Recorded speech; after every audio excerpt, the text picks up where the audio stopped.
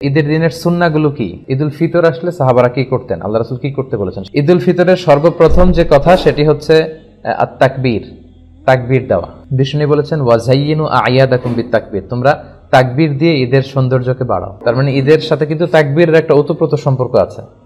এবং আল্লাহ বলছেন ওয়ালিতুকমিলুল ইদ্দা, রোজার আয়াতের পরে আল্লাহ বললেন তোমরা রোজার 29 দিন বা 30 দিন রোজা পালন করবে, তারপরে ওয়ালিতুকাব্বিরুল্লাহ, তোমরা আল্লাহর তাকবীর দিবে। কেন? আলামা হাদাকুম, এই যে আল্লাহ তোমাদের হেদায়েত দিয়েছেন, 30 দিন সিয়াম পালনের তৌফিক দিয়েছেন, এটার শুকরিয়া স্বরূপ তোমরা তাকবীর দিবে।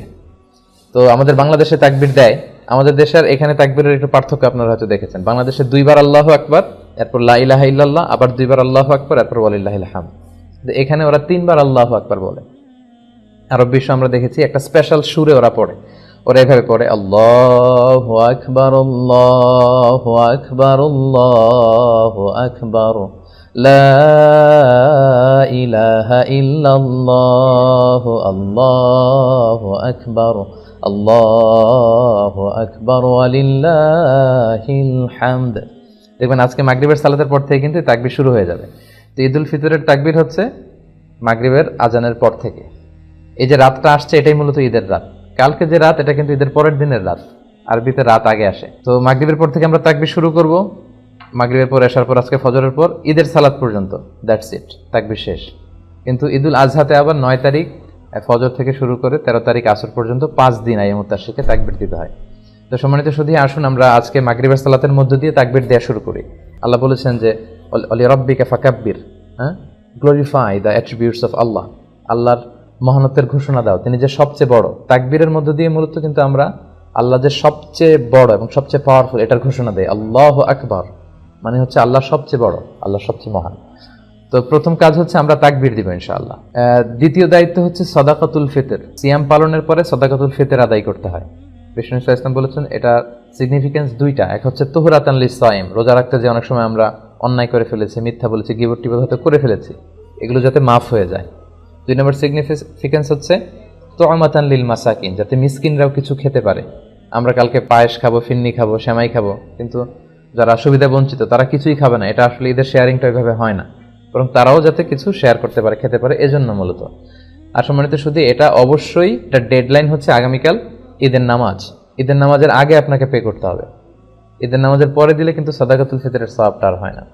বিষ্ণু বলেছেন মান আদ্দাহা ক্বাবলা সালাত ফাহিয়া যাকাতুন মাকবুলা, যারা ঈদের সালাতের আগে এই সাদাকাতুল ফিতরটা দিয়ে দিল এটা কিন্তু অ্যাকসেপ্টেড একটা সাদাকাতুল ফিতর হবে।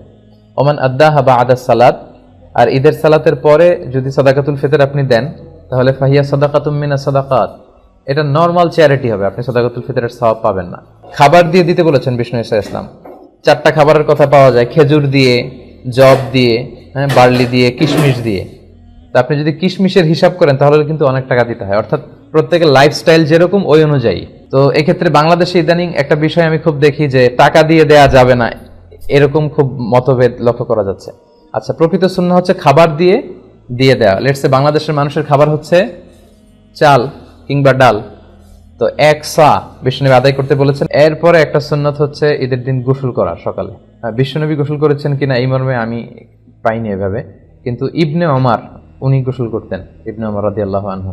তো উনি গোসল করতেন, হয়তো উনি রাসূল সাল্লাল্লাহু আলাইহি ওয়াসাল্লামকে দেখেছেন গোসল করতে, এজন্য উনি করতেন। তো গোসল করাটা ঈদের দিন সুন্নাহ।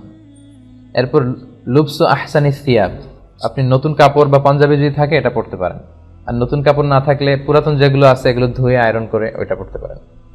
এরপর ঈদের দিন আরেকটি সুন্নাত হচ্ছে আত-তাতয়িব। তাতয়িব মানে হচ্ছে তিব ব্যবহার করা, সুগন্ধি, পারফিউম। এটা এমনি ব্যবহার করার সুন্নাহ। বিষ্ণু সাল্লাল্লাহু আলাইহি ওয়াসাল্লাম পারফিউম দিতেন, আমরা তো সাধারণত হাতের এই জায়গায় দেই না, আল্লাহ রাসূল সাল্লাল্লাহু আলাইহি ওয়াসাল্লাম হাতের এইখানে দিতেন। এটার সিগনিফিকেন্স হচ্ছে উনি এখানে আতর ইউজ করে যার সাথে মুসাফা করতেন তার সাথে বিষ্ণুনবীর ব্যবহার করে আতরের ঘ্রাণ চলে যেত। সবার হাতে হাতে বিষ্ণুনবীর আতরের ঘ্রাণ।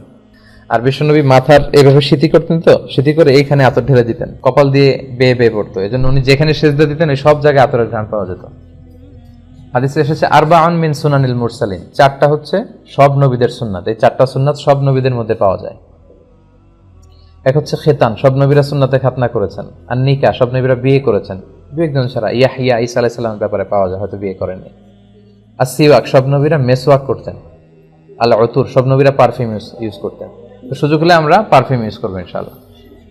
এরপরে হচ্ছে আল আকলু ক্বাবলাল খুরুজ আলা তামারাত আও গায়রিহা, আগামীকাল ঈদের সালাতে যাওয়ার আগে আমরা খেজুর খেয়ে যদি সুযোগ হয় বেরোবো। ঈদুল ফিতরে যেটা হয় মিষ্টি জাতীয় কিছু খেয়ে নামাজে যাওয়া সুন্নাত, কিন্তু ঈদুল আজহাতে আবার বিপরীত, ঈদুল আজহাতে কিছু না খেয়ে নামাজে যাওয়া সুন্নাত।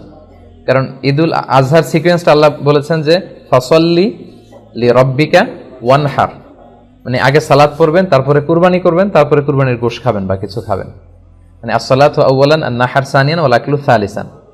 কিন্তু ঈদুল ফিতরের সুন্নাহ হচ্ছে আপনি ঈদগাহে বা মসজিদে যাওয়ার আগে মিষ্টি জাতীয় কিছু খাবেন, খেজুর, চকলেট, ফিন্নি পায়ের যদি মহল্লায় কেউ আপনাকে দাওয়াত করে আপনি হয়তো খাইলেন, মাঝে মাঝে কিন্তু অনেকে করে ইনভাইট করে সবাইকে। আচ্ছা গেল। এরপরে একটা সুন্নাত হচ্ছে ঈদের দিনের আয-যাহাব মিন তরিক ওয়াল আউদা মিন তরিকিন আখার, এক রাস্তা দিয়ে ঈদগাহে যাওয়া, আরেক রাস্তা দিয়ে আসা। এটা হচ্ছে ইফ পসিবল, যদি সুযোগ হয়। এটার সিগনিফিকেন্স হচ্ছে হয়তো আপনি এই গলি দিয়ে গেলেন, এই গলি দিয়ে যারা বেরোচ্ছে সবার সাথে দেখা হলো, আবার আরেক গলি দিয়ে আরেক রাস্তা দিয়ে আসলেন, ওইখানকার আত্মীয় স্বজন ফ্রেন্ডসদের সাথে দেখা হলো, মানে অনেক মানুষের সাথে শুভেচ্ছা বিনিময়ের সুযোগটা হলো। ঈদের দিন তো আনন্দের দিন, আনন্দটা বেশি শেয়ার করার সুযোগ হচ্ছে এই কারণে। এরপর ইস্তিসহাবুন নিসা ওয়াল আতফাল ওয়াস সিবিয়ান হাত্তাল হুইয়াদ, বিষ্ণু ইসলাম বলেছেন ঈদের নামাজে যখন তোমরা যাবে নারীদেরকে, বাচ্চাদেরকে, ফ্যামিলির সবাইকে নিয়ে যাবে, কাউকে ঘরে রেখে যাবে না। কিন্তু দুর্ভাগ্যজনক হলেও সত্য, আমাদের দেশে এই পরিবেশটা এখনো গড়ে ওঠেনি। জাতীয় ঈদগাহ ময়দান, বাইতুল মোকাররম সহ দুই একটা জায়গায় হয়তো নারীদের ঈদের সালাতের সিকিউরিটির সাথে ব্যবস্থা রাখা হয়, কিন্তু পুরো দেশব্যাপী এটা আমাদের গড়ে ওঠেনি সচেতনতার অভাবে। আমাদের স্কলাররা মনে করেন যে ফিতনা হবে।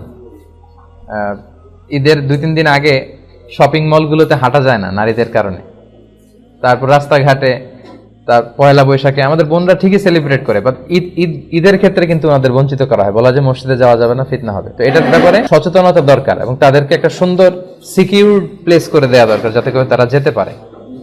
বিশ্বনবী এটাকে এত গুরুত্বপূর্ণ বলেছেন, বিশ্বনবী বলেছেন হাত্তাল হুইয়াদ, মেনস্ট্রুয়েশনাল পিরিয়ড চলছে যে নারীদের মাসিক, তারাও যাবে। কারণ তারা এটা থেকে বঞ্চিত হবে কেন? কারণ এত বড় গ্যাদারিং বছরে হয় 2টা, তখন খতিব সাহেব মুসলমানদের বিভিন্ন ক্রাইসিস, সমস্যা, সম্ভাবনা নিয়ে কথা বলবে, মোটিভেশনাল কথা বলবে, আমাদের মুসলমানদের কি সমস্যা যাচ্ছে, কি ক্রাইসিস আমরা পার করছি, হ্যাঁ, এই বিষয়গুলো নিয়ে বাৎসরিক একটা মোটিভেশনাল কথা ইমাম বলবেন। তো ওটার থেকে যদি আমাদের বোনেরা বঞ্চিত হয় তাহলে উম্মাটিক ডেভেলপমেন্টটা আমরা করবো কিভাবে? তো সবাইকে একসাথে করতে হবে, সবাই। এজন্যই বিশ্বনবী বলেছেন যে পিরিয়ড যাদের চলবে ওই নারীরাও আসতে হবে। এক মহিলা সাহাবী বললেন, ইয়া রাসূলুল্লাহ, আমাদের অনেকের হেজাব নেই, জেলবাব নেই, আমরা কিভাবে যাব? আল্লাহ রাসূল বললেন, তোমাদের যেই বোনের 2-3টা জেলবাব আছে তাদের কাছ থেকে বড় করে নিয়ে যাবা, যাদের 3টা আছে অন্যদেরকে ধার দিবা, নামাজের পরে আবার তোমাকে দিবে, তারপরেও আসবে। পিরিয়ড যাদের চলে তারা এসে ইয়াতাজিলনাল মুসাল্লা, যেহেতু পিরিয়ড চলছে ঈদগাহে ঢুকবে না, মসজিদে না ঢুকে মসজিদের বাইরে ওয়েটিং এরিয়াতে ওয়েট করবে, ঈদের আনন্দ তারা শেয়ার করবে। ওয়াশতারিকনা দাওয়াতাল মুসলিমিন, ইমাম সাহেবের দোয়া, মুসলমানদের দোয়াতে শরীক হবে। লেটস সে কালকে ইনশাআল্লাহ সকাল 7টার দিকে দেখা যাবে যে 8-10 হাজার লোক এখানে জড়ো হবে। তো শুধু যদি আমরা আসতাম, আমাদের বোনরা বা ভাবিরা যদি না আসে, তাহলে ঈদটা কেমন যেন মনে হচ্ছে যে পরিপূর্ণ হচ্ছে না। কিন্তু মেয়েরা মেয়েদের এরিয়াতে, ছেলেরা ছেলেদের এরিয়াতে যখন ঈদের শুভেচ্ছা বিনিময় করবে, মানে মনে হয় যে ভালোবাসা, সবাই মিলেমিশে একাকার, এটাই ঈদের মূল স্পিরিট বা সৌন্দর্য। তো এই জন্য এটার জন্য সচেতনতা বৃদ্ধি দরকার। বাংলাদেশে আপনারা এগুলো নিয়ে খুব বিনয়ের সাথে কৌশলী হয়ে কথা বলবেন যাতে এরকম একটা পরিবেশ তৈরি হয়। আচ্ছা, এরপর হচ্ছে ঈদের নামাজ 2 রাকাত, এটা তো আমরা জানি না। 2 রাকাত, প্রথম রাকাতে 7 তাকবীর, দ্বিতীয় রাকাতে 5 তাকবীর, মোট 12টা তাকবীর দিয়ে আমাদের এখানে সালাত হয়। আর হানাফি স্কুল অফ থটে বা বাংলাদেশে যারা আপনারা শুনছেন, বাংলাদেশে সাধারণত আমরা 6 তাকবীর দেই, 3-3 করে। প্রথম রাকাতে 3 তাকবীর, দ্বিতীয় রাকাতে 3 তাকবীর, এটাও আপনি দিতে পারেন, এটা কোনো সমস্যা নেই। 7-5-12 তাকবীরও হবে, 3-3 করে 6 তাকবীর, এটাতেও কোনো সমস্যা নেই ইনশাআল্লাহ। আল্লাহ রাসূল সাল্লাল্লাহু আলাইহি ওয়াসাল্লাম প্রথম রাকাতে সূরাতুল আ'লা পড়তেন, সাব্বিহিসমা রাব্বিকাল আ'লা, আর দ্বিতীয় রাকাতে সূরাতুল গাশিয়া পড়তেন, হাল আতাকা হাদিসুল গাশিয়া। তবে এটা ম্যান্ডেটরি না, এটা অপশনাল। ইউএতে আমি যতবার সালাত করেছি সাধারণত ইমাম এই 2টা সূরা দিয়ে পড়েছেন। তারপর অনেক স্কলাররা বলে কোনো নির্দিষ্ট নামাজের জন্য নির্দিষ্ট সূরা ফিক্স করে দেয়া মাকরুহ। তো এটার ব্যাপারে বিভিন্ন ধরনের কথা আছে, তবে আপনি চাইলে পড়তে পারেন, আল্লাহ রাসূল যেহেতু পড়েছেন। এরপর হচ্ছে আল ইস্তিমতা ইলাল খুতবা বা'দা সালাহ, সালাতের পরে খুতবা শোনা। এই খুতবাটা শোনাও জরুরি, আর এই খুতবাগুলোকে আরো কনস্ট্রাকটিভ ওয়েতে, আরো ইফেক্টিভ ওয়েতে করা দরকার। যেটা আমি বলছিলাম যে বছরের the biggest carnival and festival of Muslim উম্মাহ, প্রায় 56টা দেশ একসাথে এইটা সেলিব্রেট করবে। সো আমাদের মুসলমানদের ক্রাইসিস, আমাদের সম্ভাবনা, আমাদের সমস্যা, এই সবগুলো কিন্তু খুতবায় একজন খাতিব ইনস্ট্রাক্ট করবে তার সারমনে। সো এটাকে এই স্পিরিট থেকে নিয়ে যদি আমরা খুতবাগুলো কাজে লাগাই তাহলে কিন্তু সচেতনতাও বাড়বে, কারণ এত মানুষের গ্যাদারিং আসলে এত সহজে পাওয়া যায় না। আচ্ছা, খুতবার পরে কি হয়? কোলাকুলির পর্ব। আচ্ছা, খুতবার পরে হচ্ছে শুভেচ্ছা বিনিময়। সাহাবারা শুভেচ্ছা বিনিময় করার ক্ষেত্রে ওনারা পড়তেন তাকাব্বালাল্লাহু মিন্না ওয়া মিনকুম আজমাইন, আল্লাহ আমার থেকে তোমার থেকে আমাদের সবার থেকে কবুল করে নিক। কি কবুল করে নিক? এই যে 29টা বা 30টা রোজা যে রাখলাম, ইবাদত করলাম, কিয়ামুল লাইল করলাম, কোরআন খতম করলাম, এই সব ইবাদতগুলো আল্লাহ কবুল করে নিক। সহিহ সুন্নায় এই দোয়াটা পাওয়া যায়, এটা আমরা বলতে পারি। এটা ছাড়াও আমাদের দেশে আমরা যেটা বলি ঈদ মুবারক, এটাও অনেক সুন্দর। আরব বিশ্বে বলে ঈদ সাঈদ। হ্যাঁ, তোমার ঈদটা শুভ হোক, আনন্দময় হোক, এদের মতো অনাবিল সুখ শান্তিতে সারা বছরটা তোমার কাটুক, এগুলো যে আমরা বলি কুল্লা আম ওয়া আনতুম বিখাইর, এটাও বলা যাবে। এক্ষেত্রে ইদানিং অনলাইনে দেখি অনেকেই বলে যে তাকাব্বালাল্লাহু মিন্না ওয়া মিনকুম ছাড়া কিছু বলা যাবে না। না, এত রিজিড হওয়াটা আসলে ঠিক না।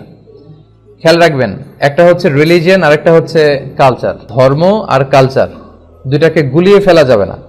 আল ইসলামু লা ইয়ামনাউ আনিল আখযি আন আইয়ি শাইইন জাদিদ মা লাম ইখালিফ রূহাদ-দ্বীন। কোন দেশের তাদের ব্যক্তিগত কালচারে যদি কোনো ভালো জিনিস থাকে, ইসলাম সেটাকে উঠিয়ে দেয় না, ওটাকে এপ্রিসিয়েট করে। সো আমাদের বাঙালি মুসলমানদের কিছু আলাদা কালচার থাকতে পারে, যেটা হয়তো চায়নার উইগুর মুসলিমদের সাথে মিলবে না। চায়নার মুসলিমদের সাথে হয়তো মালয় মুসলিমদের অনেক ব্যক্তিগত কালচার থাকতে পারে, দেশীয়, এটা হয়তো মিলবে না। ইউরোপের মুসলমানদের হয়তো তাদের লোকালিটিতে কিছু কালচার থাকতে পারে, এটা হয়তো আমাদের সাথে যাবে না। এই সবগুলো কালচার যদি ইসলামের সাথে কন্ট্রাডিক্ট না করে আমরা এগুলো নিতে পারি। আমাদের বাংলাদেশে ঈদ মুবারক বললে আমরা যে ভালোবাসাটা আসে, অন্য কোনো শব্দ দিয়ে আমরা এটা বলতে পারবো না। মানে ঈদ আসবে, ঈদ মুবারক বলবো না, এটা অসম্ভব। সো ঈদ মুবারক, ঈদ সাঈদ, এই জাতীয় যে কোনো সুন্দর সুন্দর শুভেচ্ছা বানিয়ে আপনি শেয়ার করতে পারেন, এতে কোনো সমস্যা নেই ইনশাআল্লাহ। এরপর অনেক স্কলাররা বলেছেন যে ঈদের দিনে কবর জিয়ারত করা মাকরুহ। তবে কারো যদি রীতিমতো অভ্যাস থাকে যে তিনি প্রতিদিনই করেন বা প্রায়ই করেন, সেক্ষেত্রে তারা বলেছেন সমস্যা নেই। তারা বলেছেন আনন্দের দিনে এরকম কষ্ট রিসিভ না করতে। তারা বলেছেন তাখসিসু জিয়ারাতিল কুবুর বিল আয়াদ, কেউ যদি ঈদের দিনের সাথে কবর জিয়ারতকে খাস করে তাহলে এটা মাকরুহ হবে। কিন্তু লাউ ইয়াজুরু কা আদাতিন ফালা বা'সা ফি, ইন জেনারেলি কেউ কবর জিয়ারত করলে এটাতে তেমন কোনো সমস্যা নেই। সবাইকে জানাচ্ছি অগ্রিম ঈদ মুবারক, ঈদ সাঈদ, তাকাব্বালাল্লাহু মিন্না ওয়া মিনকুম আজমাইন।